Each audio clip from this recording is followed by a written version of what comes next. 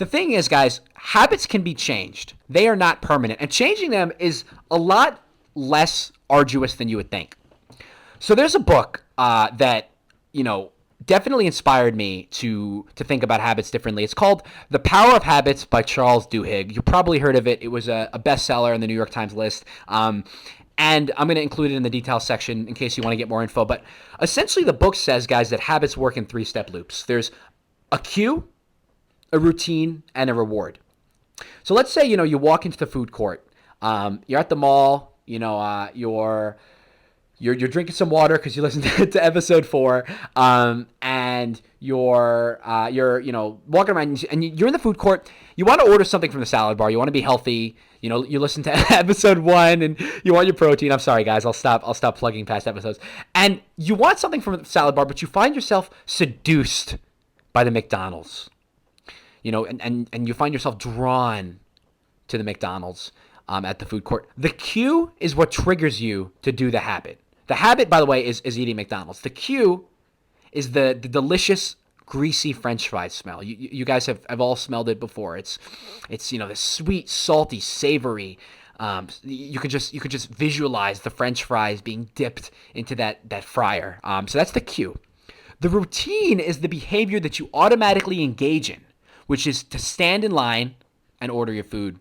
And the reward for completing the routine is the way that the burgers and French fry taste as you devour them. And shit. Now I don't know about you. Now I really want a Big Mac.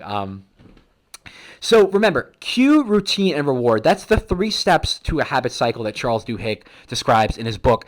And for me, as a lifelong nail biter, my 3-step loop is like this. The cue is I'm feeling anxious or I'm feeling bored and I need stimulation. The routine is I'm biting my nails, I'm chewing my nails. And the reward is I get either relief from the anxiety or temporary distraction from my boredom. And this happens, by the way, kind of outside the realm of consciousness. I don't want you, it's not like I'm sitting there and I consciously bring my hands up to my teeth and start chewing. It happens without realizing it. I've had friends, sister, girlfriends who have said stop biting your nails. Or do you realize I used to bite my nails when I'm driving? All these different settings, I'm not even realizing it because almost like the morning routine, guys, it's pre-programmed and it's happening. That cue, routine, reward cycle. But what Duhigg argues is you can change your habits by substituting one part of the loop, and that's the routine.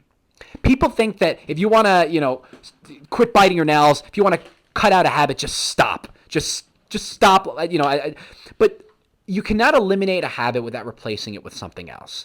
So remember, cue, routine, reward. The next time I feel anxious or need stimulation, when I have that cue, instead of biting my nails, I could play with a fidget spinner or squeeze a stress ball.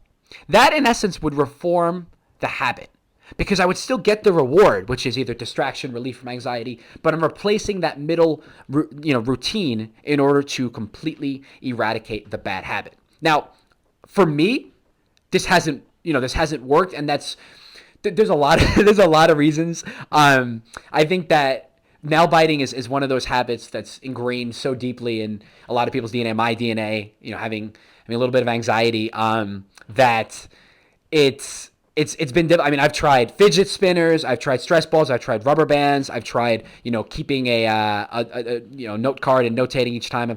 I've tried a lot. It hasn't worked. But I can promise you that the cue, routine, reward substitution works for most people. And I'm going to give more examples in a moment. So the key that Duhigg talks about is self-monitoring.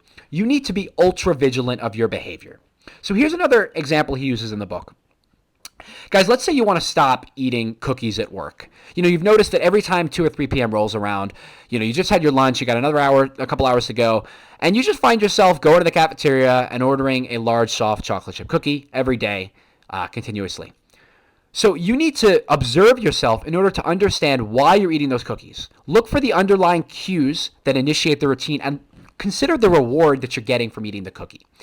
So Duhigg says you can keep a log and kind of notice over a week or two, every day that you eat a cookie, what's the cue? Is it that you're hungry? Or, maybe you're eating a cookie even when you're not hungry. Maybe you're bored and you needed a distraction. So you're going to write down that cue.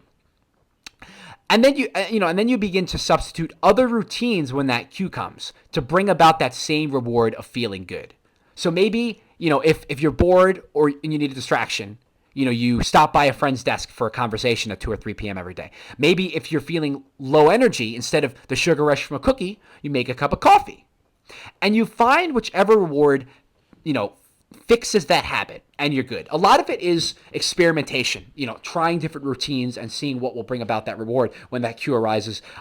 You have to kind of be willing to be patient with it, to take the time to consider, a couple of different possible solutions.